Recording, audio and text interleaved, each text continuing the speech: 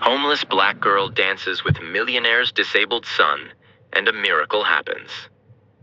Look what the wind brought us today, sneered Victoria Whitmore, director of the prestigious Metropolitan Cultural Center, as she peered down from the tinted glass window of her corner office. Her voice, as sharp as her tailored designer suit, carried a familiar disdain.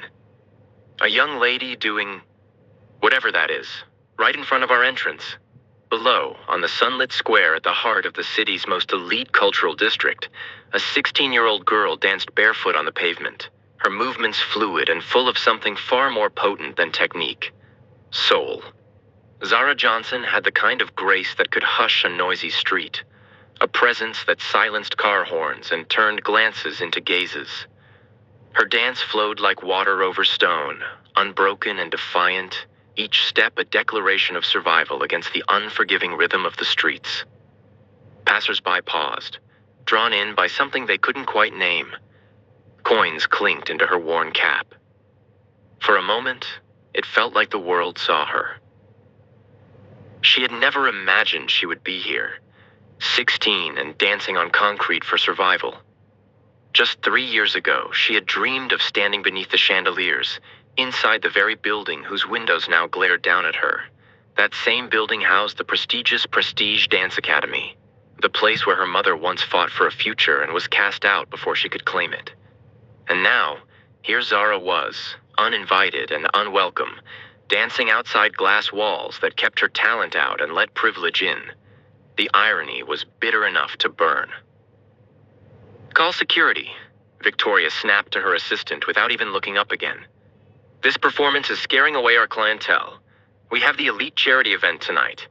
We can't have this kind of atmosphere contaminating our environment." She adjusted her glasses and smiled coldly.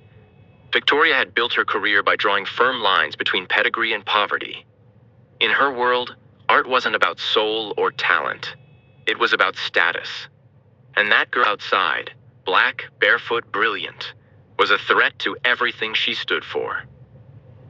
Moments later, 3 burly security guards strode out of the building, their suits crisp, their demeanor aggressive. The largest barked, "Hey you! Stop that right now! This is private property!" Zara stopped, her chest rising gently with controlled breath, her eyes steady. "I'm on the public sidewalk," she replied calmly, her voice even. "I'm not doing anything wrong." She knew her rights. She'd been forced to learn them young, on concrete battlegrounds where mercy was rare and dignity hard-won. "You're disturbing our customers," the guard growled, then kicked her cap, sending her hard-earned coins scattering across the pavement. "Get out of here before we call the police." Zara flinched, but only briefly. She knelt slowly, gathering the coins with the same grace with which she had danced. She didn't cry, she didn't curse.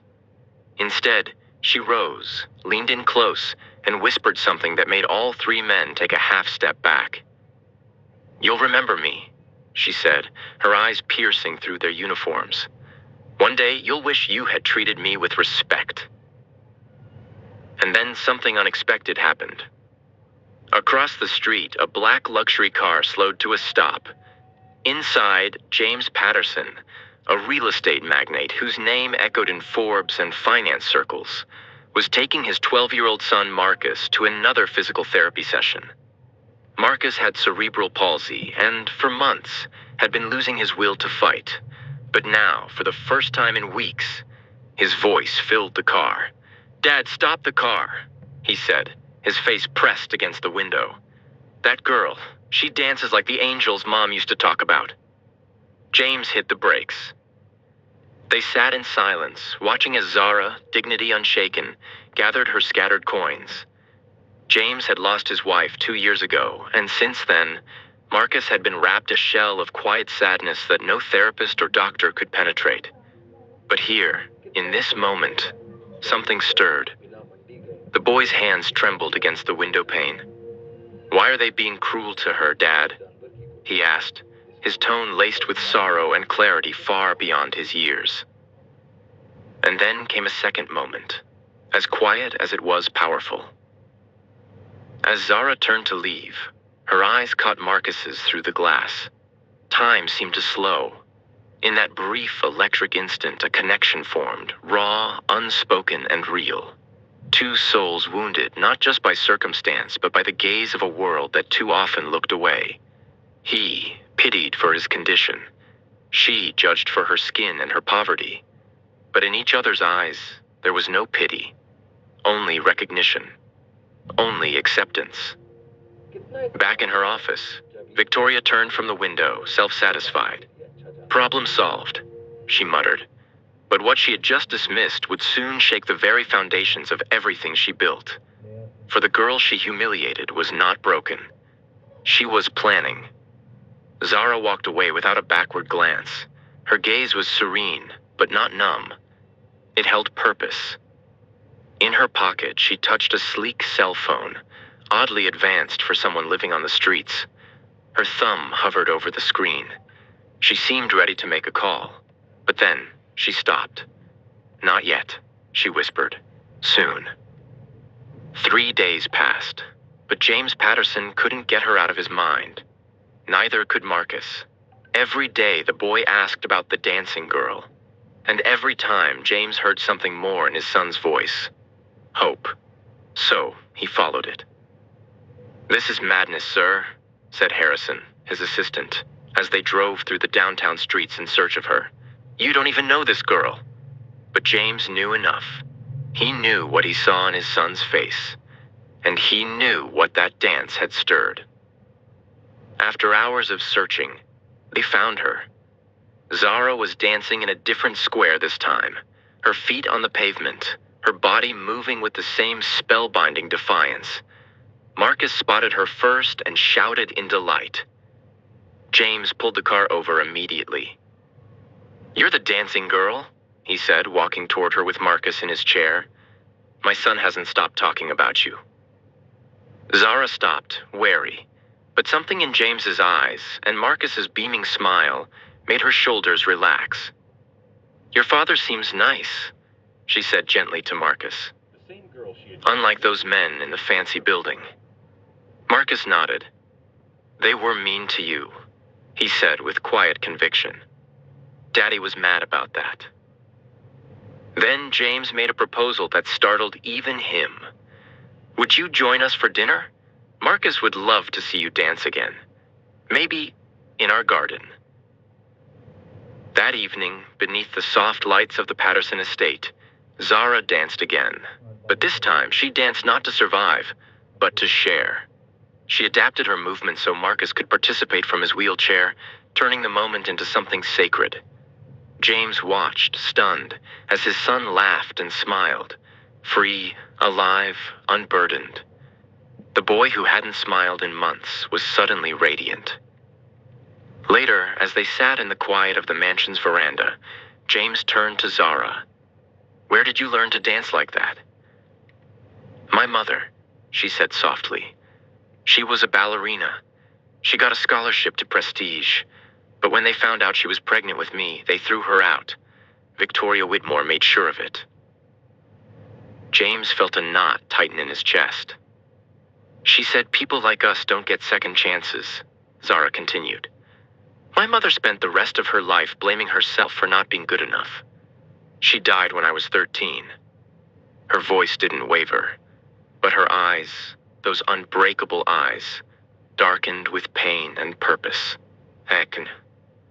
And in that moment, James understood. The serenity in Zara's eyes wasn't innocence. It was strategy. She hadn't stumbled onto the steps of the Metropolitan Cultural Center by accident. She had come for something. And Victoria Whitmore had just set a much bigger story in motion. What happens next will challenge every notion of privilege, talent, and who truly deserves to take center stage. So if this story has moved you, if it's made you rethink what it means to be seen, don't look away. Because the most unexpected connection is about to ignite a transformation neither Zara nor Marcus, nor even Victoria could have seen coming. This was no ordinary teenager surviving on the streets. Zara Johnson had a purpose. She carried within her a fire that had been carefully stoked over the years, a specific score to settle. Across town, Victoria Whitmore had grown increasingly anxious. The once unshakable director of the Metropolitan Cultural Center had begun implementing aggressive security measures to shield her institution from what she called undesirable elements. More guards were hired. Facial recognition cameras were discreetly installed, their systems trained to identify Zara's face. "We cannot allow this kind of situation to happen again," Victoria declared coldly in a board meeting. "Our reputation depends on maintaining certain standards." But what Victoria didn't know was that every measure she took was being monitored. Zara was not just reacting, she was watching. For the past 3 years, she had done more than survive. She had adapted. She had learned skills no one expected a girl in her position to possess. "You're very smart," Uncle Marcus once said, watching her interact with his son during a regular visit to the mansion. Little Marcus, always wide-eyed with admiration, chimed in innocently, "You have the same name as a warrior prince." Zara smiled, the corner of her mouth curling into something both mysterious and confident. "Your uncle is right," she said gently, "and warriors always have a plan." Dimmed. Then she showed James something he hadn't expected. A folder brimming with documents, photographs, and recordings, all meticulously collected over the past 2 years. It was a dossier on Victoria Whitmore. "How did you get access to all this?" James asked, stunned as he flipped through pages of suspicious contracts, buried financial reports, and internal communications. "Invisible people see and hear a lot," Zara said cryptically. "And some of us are very good with computers." The truth, however, was even more impressive. Zara had quietly connected with a network of activist hackers who specialized in exposing institutions guilty of systemic discrimination and social injustice. Her ability to move unnoticed had made her an invaluable source of inside information. While she worked behind the scenes gathering evidence, her impact was also visible in other ways, none more profound than in Marcus's transformation. His weekly dance sessions with Zara had brought him joy, confidence, and, astonishingly, tangible physical progress. The doctors were amazed. "It's as if she's a natural therapist," Dr. Williams remarked. "The results are almost miraculous." But as others celebrated Marcus' recovery, Zara was moving with quiet intensity toward a greater goal. Through relentless research and determined investigation, she had uncovered the full extent of Victoria's crimes. It wasn't just her mother's dream that had been shattered. Victoria had systematically denied opportunities to dozens of talented young people, primarily students of color, while preserving her institution as an exclusive haven for the white elite. Now Zara had the evidence. And more importantly, she had a plan. When Victoria intensified her security efforts, actively targeting troublemakers, many believed Zara would be forced to retreat. Just another young black girl reminded to know her place. But those paying close attention noticed something else entirely. The mounting pressure wasn't breaking Zara, it was sharpening her focus. Each move by Victoria became another piece of evidence, another line of data, another nail in the coffin. Zara wasn't retreating. She was preparing to launch. The night of the elite charity gala arrived. The main hall of the Metropolitan Cultural Center glittered with opulence. Crystal chandeliers sparkled. Elegant gowns flowed through the crowd. Victoria moved confidently through the gathering, basking in the admiration of millionaire donors and political elites. Years of careful networking and manipulation were finally coming to fruition. "We are about to announce a historic donation," Victoria said into the microphone, her voice polished, her smile radiating confidence. "But first, I would like to recognize our top donor tonight, Mr. James Patterson." Applause followed as James approached the stage. He politely declined the chair little Marcus had pulled up for him and instead stood tall, commanding the room with calm authority. "Thank you, Victoria," he began, his voice echoing through the hall. "Before I talk about money, I'd like to share a story about true talent and about systematic discrimination." A chill swept through the crowd. Victoria's smile wavered. "A few weeks ago," James continued, My son and I witnessed an extraordinary young woman being humiliated by security guards, right outside this very building. Her crime? Dancing with technical excellence and joy on a public sidewalk. She was 16. She was black. The audience fell silent. Murmurs rippled through the hall. Victoria's face drained of color as she took a tentative step toward the microphone, but James stopped her with a firm glance. And the story doesn't end there, James went on. This young woman is the daughter of Sarah Johnson, a gifted dancer whose scholarship was canceled 17 years ago by then assistant Victoria Whitmore because she was pregnant. A wave of disbelief swept the room. Gasps, whispers, a few heads turned. Victoria attempted to interject. James, this is inappropriate. He cut her off with a bitter laugh. You know what's inappropriate? He pressed a remote control. A massive screen descended behind him, flickering to life with scanned documents and digital records. The first slide showed a letter dated 2007, signed by Victoria, terminating Sarah Johnson's scholarship. The justification? Pregnant women do not fit the profile of excellence our institution represents. Shock spread across the room. Journalists began scribbling notes furiously. Victoria stepped forward. That was a long time ago. Things have changed. But the screen shifted again. New slides appeared. A pattern of letters over the past 5 years, all signed by Victoria, rejecting applications from Black and Latino students with vague phrases like cultural mismatch or not aligned with our institutional values. James's voice was unwavering. In the last 5 years alone, Victoria Whitmore has denied 47 scholarships to qualified Black youth, while approving white students with lower academic and artistic evaluations. The screen changed again, this time to a damning audio recording. Victoria's voice filled the hall. We need to maintain our standards. We can't let this institution become a social project for inadequate people. Outrage erupted. Gasps turned into murmurs of disbelief. Some in the audience stared at Victoria in horror. Others turned away. And then, a new voice cut through the noise. Zara taught me that dance has no color. It was Marcus. From his wheelchair, he reached for the microphone with steady hands.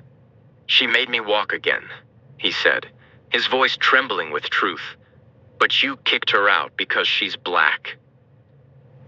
The child's words hit harder than anything else that had been said. Brutal, pure, and irrefutable. Victoria stumbled for words.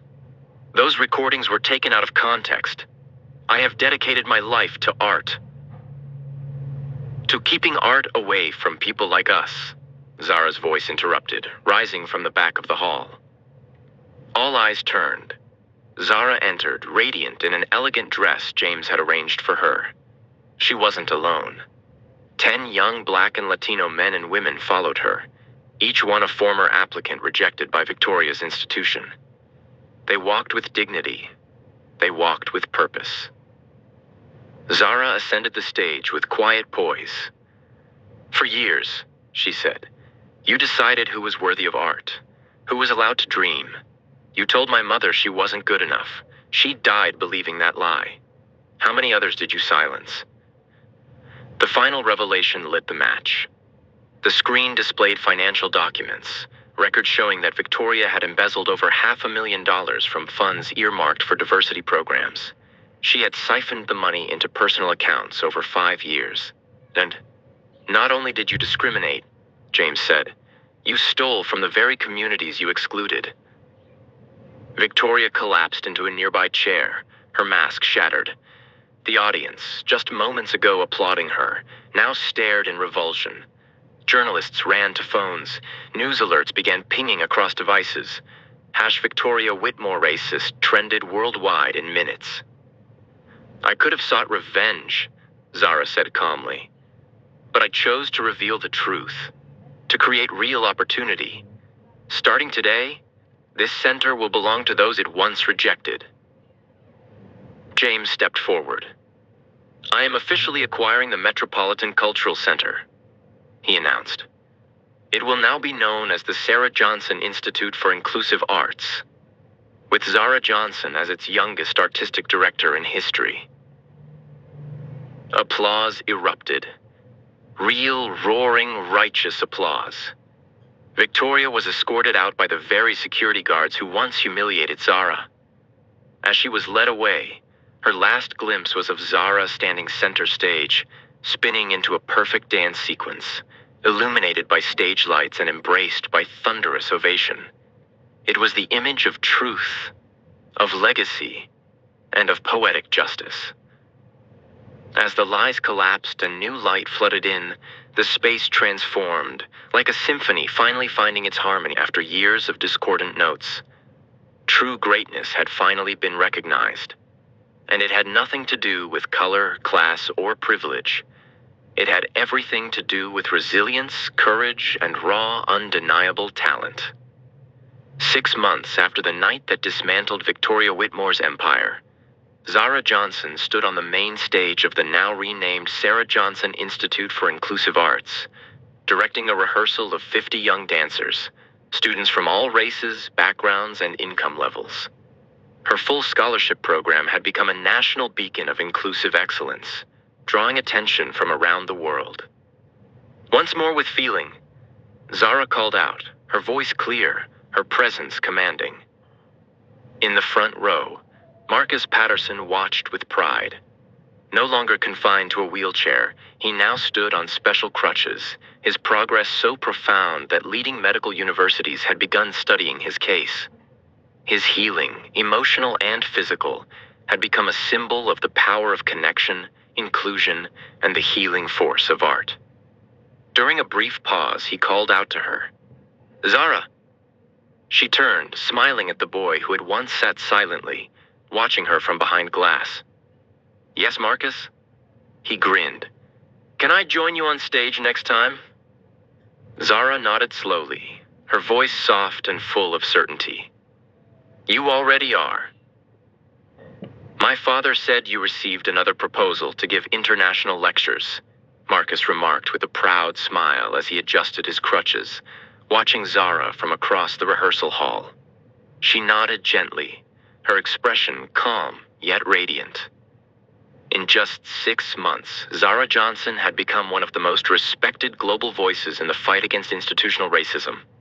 Invitations flooded in from the world's most elite institutions, Harvard, Oxford, the Sorbonne, all vying to host her lectures. Her story had become a global phenomenon. The Dancer Who Changed Everything, the documentary chronicling her journey, was shortlisted for an Oscar and had been sold in 47 countries, inspiring millions. Across town, in a cramped one-bedroom apartment with peeling paint and outdated fixtures, Victoria Whitmore opened yet another rejection letter. This one was from a neighborhood dance school. She had applied for a receptionist position. Not one cultural, academic, or even commercial institution wanted to associate with her name anymore. Her 30-year career had evaporated in a single night. Her once impeccable resume was now considered toxic, a liability. The mansion she once entertained elites in had been sold to cover over $1 million in court fines. Every cent she had embezzled was clawed back. Her bank accounts were drained. Even her own family had distanced themselves, too ashamed to be associated with her downfall. During her trial, the judge had read out the verdict without a flicker of sympathy. Proven systematic discrimination and illicit enrichment. This is not merely a civil matter, but a criminal one. Embezzlement of public funds earmarked for diversity and inclusion is a federal crime, compounded by the aggravating factor of racial motivation. The sentence had not only stripped Victoria of her wealth and status, it had banned her from working in any role related to education or the arts for the next decade. On the rare occasions she went outside, former peers crossed the street to avoid her, their faces tight with scorn or embarrassment. Meanwhile, at the newly renamed Sarah Johnson Institute for Inclusive Arts, James Patterson stood by the wide window of his office, watching Zara lead a vibrant class of 30 children with special needs. The program she had designed, rooted in her experience with Marcus, had grown rapidly, already serving 400 children free of charge. Applications poured in from other states. The waiting list stretched endlessly. Mr. Patterson, said Harrison, his assistant, poking his head in the door. The Netflix producer is here to discuss the series based on your story. James turned and smiled. Tell them that director Zara is the one who should decide on the rights, he replied. This has always been her story, not mine. I was just lucky to be in the right place to help. Later that evening, during a live interview on CNN watched by more than 12 million viewers, Zara sat poised, dignified, her presence commanding yet serene. When asked how she had managed to transform herself from a homeless teenager into the director of one of the most influential cultural institutions in the world, she answered with a calm gravity that belied her youth. I could have responded to prejudice with more prejudice, she said. I could have retaliated with cruelty, destruction, or even violence. But I realized the most powerful revenge isn't about hurting those who hurt you. It's about building something so undeniably great, so transformative, that they finally understand how much they lost by underestimating you. They do. The interviewer, visibly moved, leaned in. Do you feel satisfaction at Victoria Whitmore's downfall? Zara paused before answering. She tried to erase me from history, but in the end, she was the one erased, by the very history she tried to manipulate. I don't feel satisfaction, only sadness. Sadness for a woman who spent her life believing she was worth more than others because of the circumstances of her birth. Now she knows, far too late, that real worth can't be inherited. It must be earned. Marcus, sitting beside her in his smart little blazer and polished shoes, chimed in with the clarity and insight that often startled adults. Zara taught me that when someone treats you badly, you have two choices. You can become like them, or become infinitely better. She didn't just choose better. She redefined what better means. The program concluded with a montage of images showing hundreds of young Black, Latino, Asian, and disabled students dancing, playing music, painting, and performing, flourishing inside the very institution that had once barred their existence.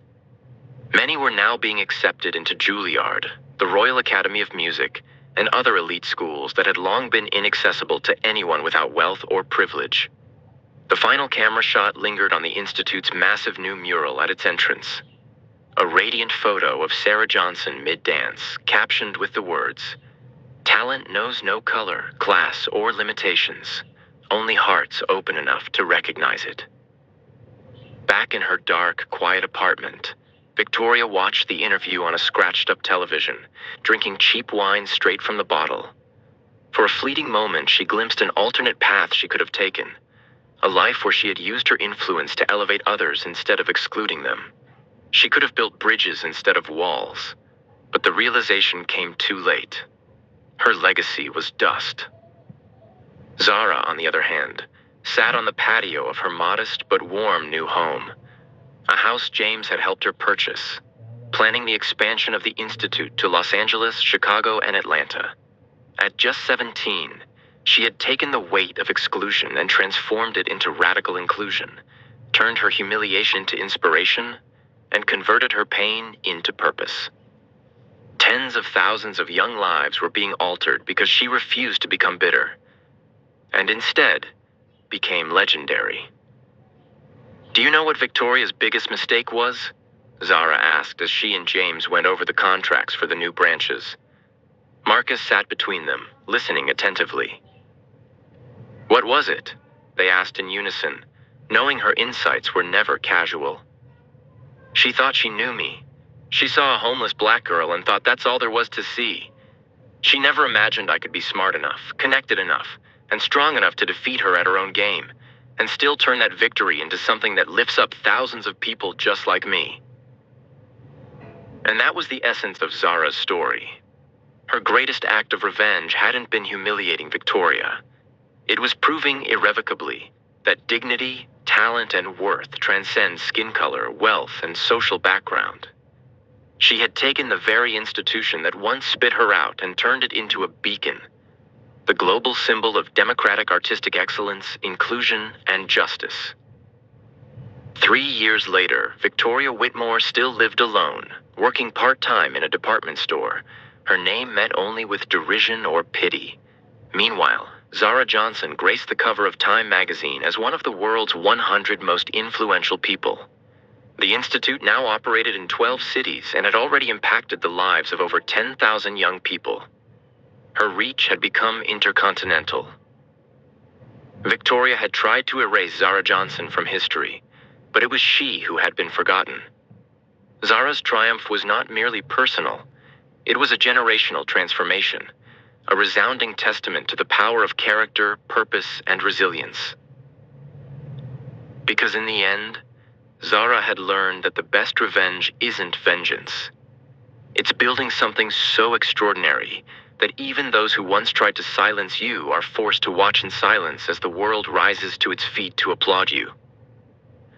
If this story of transformation, overcoming adversity and true justice touched your heart and reminded you that strength doesn't come from where we begin, but from how we respond when the world tries to break us, subscribe to the channel for more powerful stories. Stories that prove the best of us emerges exactly when others expect the worst.